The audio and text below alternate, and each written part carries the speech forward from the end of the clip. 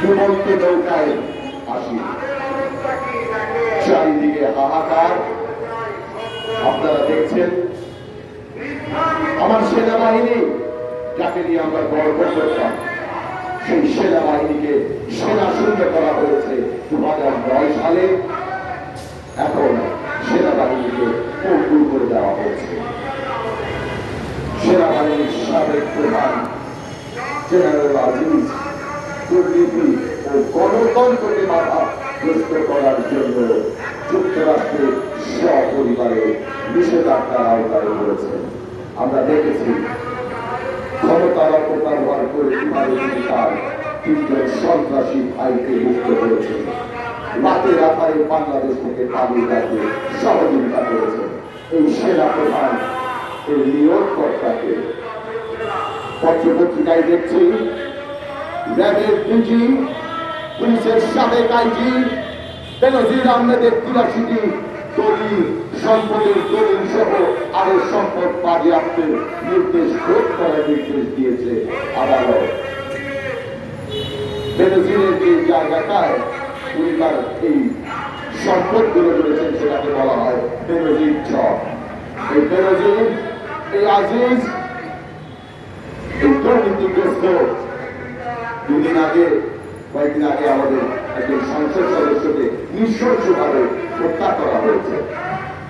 আমরা ভারতীয় সংবাদ মাধ্যম থেকে সংবাদ মাধ্যমে জেনেছি 4000 কোটি টাকার স্বর্ণ চোরাচালানের টাকা গায়েব করে দেওয়াতেই এই পরিণতি হয়েছে। আজকে সংসদে এই ধরনের মাদক কারবারি এবং লুটেরাদের দ্বারা এই সংসদ পরিচালিত হচ্ছে।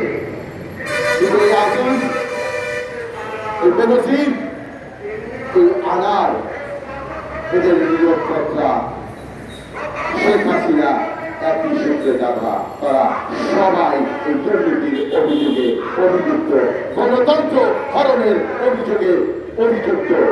দিল্লির দাসত্ব করে তারা বাংলাদেশের জনগণের ভোটাধিকার হরণ করেছে, গণতন্ত্রকে হত্যা করেছে।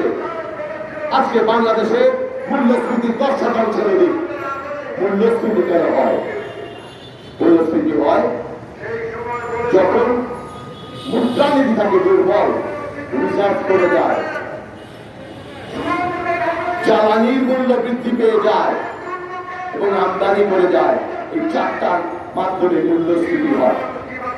একদিনে বাংলাদেশ ব্যাংক ডলারের দাম 10 টাকা থেকে 7 টাকা বাড়িয়েছে, শতকরা হিসাবে 6.33%। আমাদের বৈদেশিক ঋণ ছিল $100 বিলিয়ন।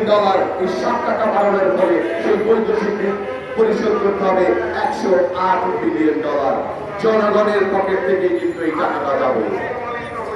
আজকে বাংলাদেশ ব্যাংকে আপনারা দেখেছেন, খবর বেরিয়েছে আবারও রিজার্ভ চুরি করা হয়েছে। বাংলাদেশ ব্যাংকে আজকে সাংবাদিকদের প্রবেশ নিষেধাজ্ঞা দেওয়া হয়েছে। 56 জন কর্মচারী কর্মকর্তা একসঙ্গে পদত্যাগ করেছে। এই রিজার্ভ চুরির খবর ঠেকাতেই আজকে সাংবাদিকদের নিষেধাজ্ঞা দেওয়া হয়েছে ব্যাংকে প্রবেশে, এবং সেই কর্মচারীরা পদত্যাগ করেছে। আমরা ত্যাগপূর্ণ কণ্ঠে বলতে চাই, আসুন দিল্লির দাবেদার সরকার, সেবাদার সরকার, দিল্লির 1 নাম্বার প্রোডাক্ট শেখ হাসিনাকে না করি, শেখ হাসিনাকে বর্জন করি, বাংলাদেশে গণতন্ত্র প্রতিষ্ঠা করি। আজকে সামাজিক যোগাযোগ মাধ্যমে আপনারা দেখেছেন ভারতীয় পণ্য বর্জনে ঢেউ উঠেছে। আমরা সেই সামাজিক ঢেউটিকে রাজনৈতিকভাবে রাজপথে সরিয়ে দিতে চাই। আমি উদাত্ত কণ্ঠে আহ্বান করব, ভারতীয় 527টি পণ্যে মানব দেহের জন্য ক্ষতিকারক ক্যান্সারের উপাদান পাওয়া গেছে। আসুন আমরা সেই সকল খাদ্য পণ্যগুলো বর্জন করি, জনসচেতনতা করে তোলার লক্ষ্যে দেশের নাগরিকদের ভারতীয় পণ্য বর্জনের আহ্বান জানাই। ভারতীয় পণ্য বর্জন এবং এই অবৈধ শেখ হাসিনাকে একই সূত্রে গাঁথা।